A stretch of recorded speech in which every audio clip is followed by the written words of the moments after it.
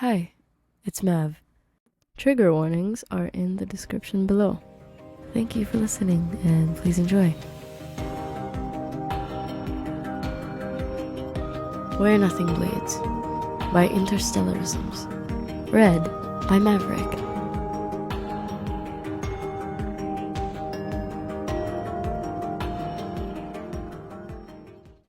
Chapter 4.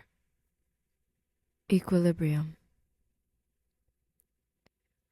When the nanny arm finally determines that Simon was stable enough, it clears him to move.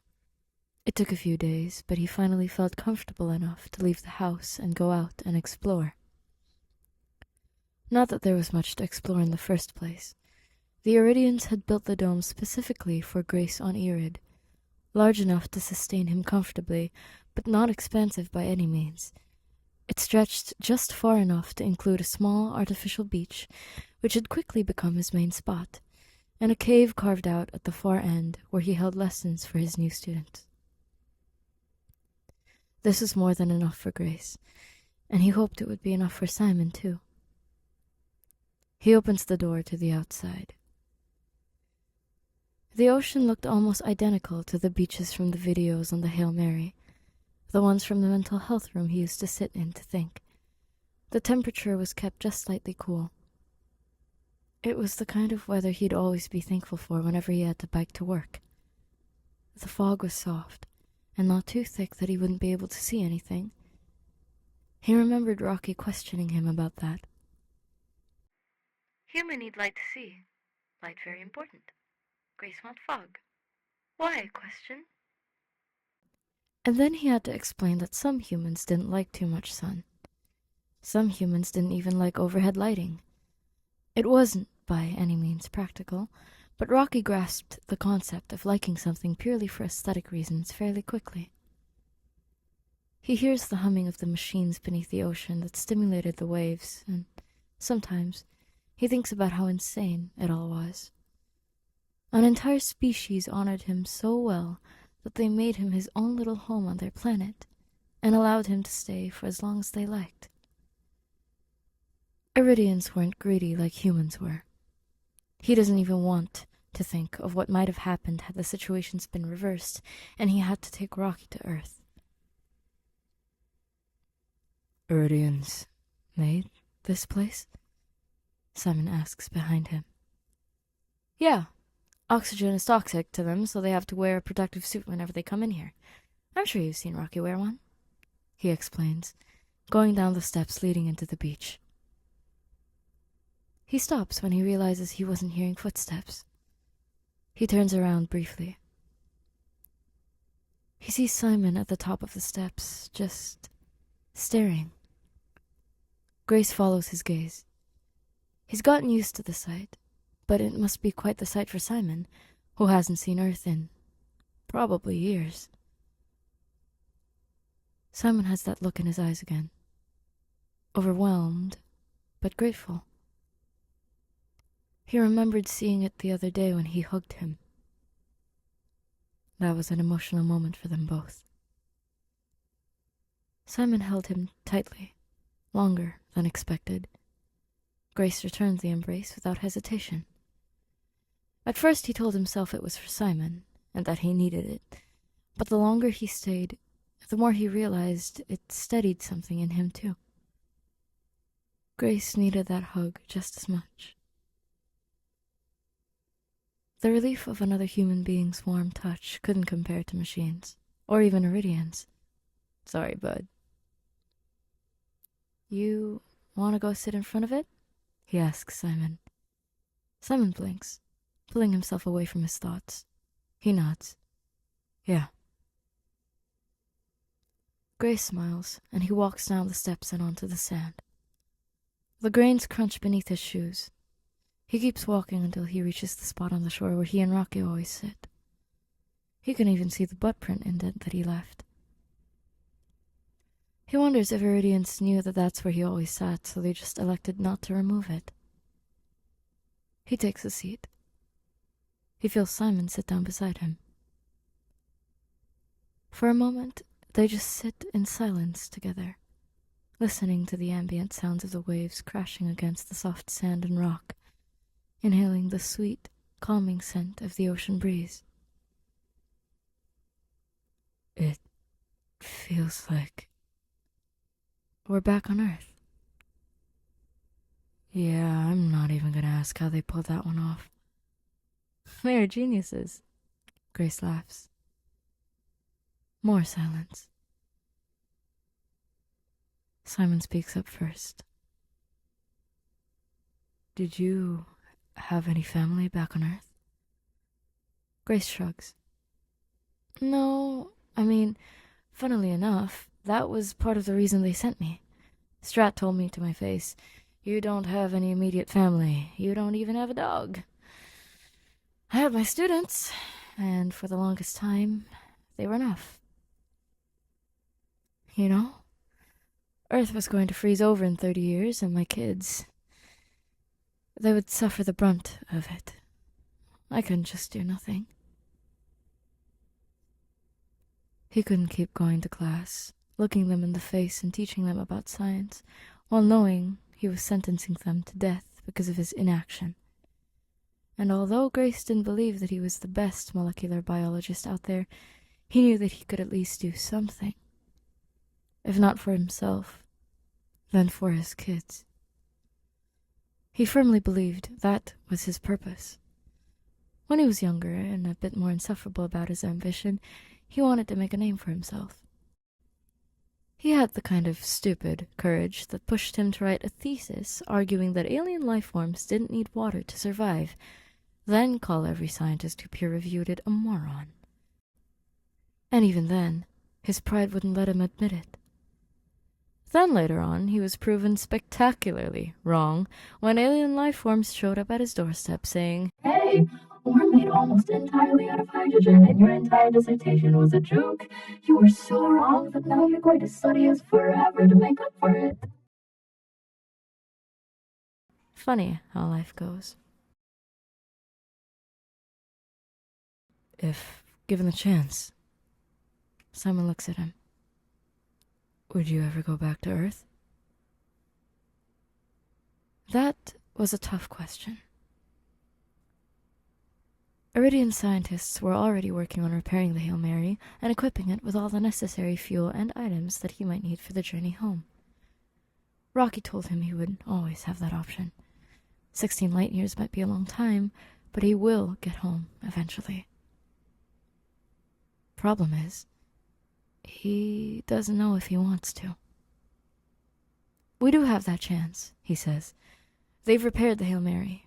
Rocky told me we could use it to go back home, or stay here as long as we can.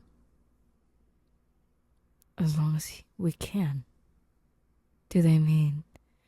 However long our lifespans are, yeah. Iridians live hundreds of years longer than humans do. It's kind of unfair, really. Grace laughs. But that's the choice. And have you decided?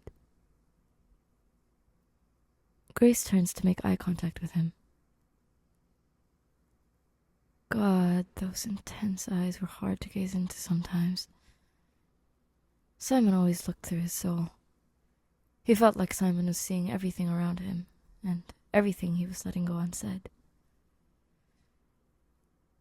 No, I'm definitely not leaving anytime soon, I think. There's too many things to learn here, and this is a chance that not many people get. I can't waste it. He was sugarcoating it a bit. That sentiment was a lot stronger for Grace. If his true fate was staying on Irid and living out the remainder of his lifespan here, then he was content. He just had to put his faith into those probes and hope they managed to make it home, and that their scientists weren't too busy trying to survive before they could actually put it to good use. If Strat was still alive, he knew she'd make sure the project wasn't in vain. His sacrifice was done. He didn't need the glory or recognition from humanity. In fact, going back home might just stress him out even more. He didn't like being the center of attention, and the idea of talking to the president or the world about how he saved the world wasn't appealing to him at all. All he truly cared about was his students making it. And he's talked about them enough to Strat that she knows it was probably one of his only earthly desires. He had no reason to return home at all. But Simon might want that. Do you want to go back? He won't blame him if he wanted to. He'd teach him everything he could about the Hail Mary and how to pilot it, how to induce the coma, and he'd send him back home. He had no problem giving it up for him. He's sure the Iridians could make him a new one if he really wanted that. I don't know, Simon says, honestly.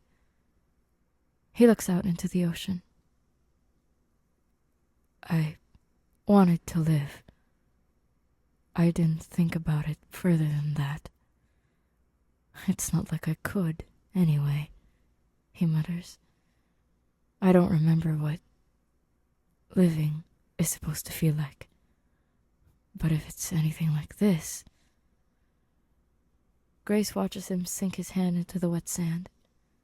He feels the grains of it beneath his fingertips, inhaling shakily.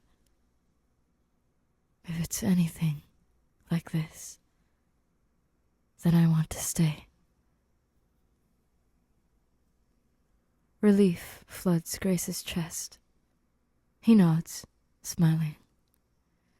Even if Rocky and the other Iridians were great company, Simon's familiarity had slowly grown to mean so much to him. So much that losing it would hurt. Then you'll stay, for as long as you'd like.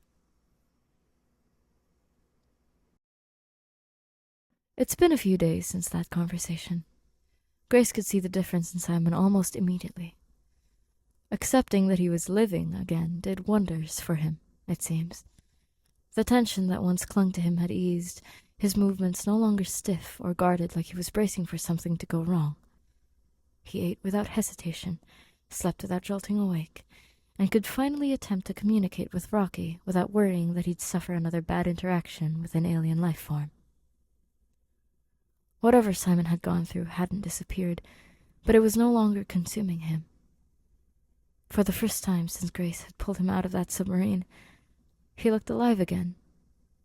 And that came with many benefits. Now that Simon wasn't cowering in the dark or slouching, a habit formed from being slouched in the SM-13, Grace could see his full build. Long story short, Simon was massive. Broad shoulders tapered into a solid, defined torso, his frame thick with muscle that sat heavy on his body. His arms were powerful, veins faintly visible beneath his skin, forearms especially developed from the constant strain. His hands were large, rough, marked with calluses and small scars. And up close, the details only became a lot more distinct. His jaw was strong, lined with the beginnings of a beard that softened nothing about him. Dark hair fell messily around his face, unkempt but not uncared for.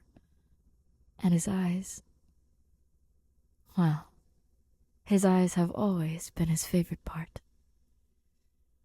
It was both a blessing and a total distraction. Grace had no problem focusing, even when Rocky yapped a million musical notes in his ear per second. Perks of being a teacher, you can work with the noise. However, none of his background as a teacher could help when he had a man as attractive as Simon exist near his workspace. One time, while he'd been working on a lesson plan for his students, Simon had walked up behind him. "What are you working on?" He could feel the firmness of his chest pressed up behind his back, and it made him drop the pen he was holding. He hastily picked it up, trying not to embarrass himself further. Christ, he runs warm. It's nothing. Just a lesson plan. Yeah, we're moving on to more complicated subjects next week. And, you know, Iridians have perfect memory, so I constantly have to update my curriculum. It was like having an entire class of perfect students, all equally eager to learn and absorb knowledge from an alien. Problem is, testing them didn't really do much. They remembered more things than Grace did, and he learned it the hard way. He had to teach them how to apply their knowledge via experiments and practical assignments. And that's what he'd been working on up until Simon paid him a visit. He hears Simon pull up a chair beside him. Grace tries his damnedest not to look, otherwise his eyes were definitely going to wander. Are they difficult to teach? Simon asks. Difficult? No. They behave better than our kids back on Earth. But I guess they'd be difficult in the sense that it feels like they have to teach me. A lot of them are older than me, you know? These are baby Iridians, but they're like 50 years old. And how old are you? 46. Oh. Silence. Oh, right. He doesn't know how old Simon was. I never asked. How old are you? 27. 27? He doesn't know why, but his assumption was that they were both the same age. In hindsight, maybe that was arrogant of him. Simon was younger than him by, 20 years. Grace does the math before he even realizes he was doing it. 27. The number sits in his head longer than he expects it to. Why was that so relevant? 8th grade, 13, 14-year-olds, gangly, loud, still figuring out who they wanted to be. Add the years he spent in transit to Tau Ceti, and then the time it took to get to 40 Eridani, and... Oh. His stomach dips slightly. Simon is the age they would be now. For a moment, he doesn't see the broad shoulders or the scars anymore. He sees a classroom. Rows of desks. Half-finished homework. Kids arguing over nothing. Laughing too loudly, asking questions about things that felt like the center of the universe back then. Then he thinks of Simon lashing out at him, asking questions, crying in his arms. Same age, and yet completely different lives. Simon notes the look on his face. Did you think I was older or something? Grace sputters. No. Yes, he did. Grace lying. He jolts when he hears Rocky's sudden voice, and he turns around to see him at the entrance of his house. He waves. Rocky, what are you doing here? Wanted visit. Grace Simon house. Grace lying. I wasn't lying. Simon quirks a brow, crossing his arms over his chest, accentuating his beautiful, thick forearms, and oh god. Was he lying? He asks Rocky. And Rocky is more than eager to answer him. Yes. Grace has lying tells. Heartbeat get 20% faster. Lying. Curse you, my ever-honest, stupidly innocent best friend. Okay. I assumed that you were older. I just... you give off the brooding space veteran kind of vibe. And the thought of someone so young suffering through the hell that he went through made Grace a bit sick to his stomach. He sees Simon crack a smile. He's smiling. He hasn't seen him smile before. Oh. His brain scrambles to take a photo of the moment. I didn't think you were that old either. Grace laughs. Why? Is it because I'm cool? My students thought I was the cool teacher. They always had history class before mine, and their faces would just light up every time I walked in. He thought of this a while back, but he did truly miss them. being looked up to by them, caring for their education, and eventually their lives, their safety. Simon nods. Yeah, I think you're cool, Ryland. His heart stammers at the sound of his own name. He'd almost forgotten how it sounded on another human being's tongue. I think you're cool too, Simon. Grace lying. Heartbeat is up. Not lying this time, bud. Far from it.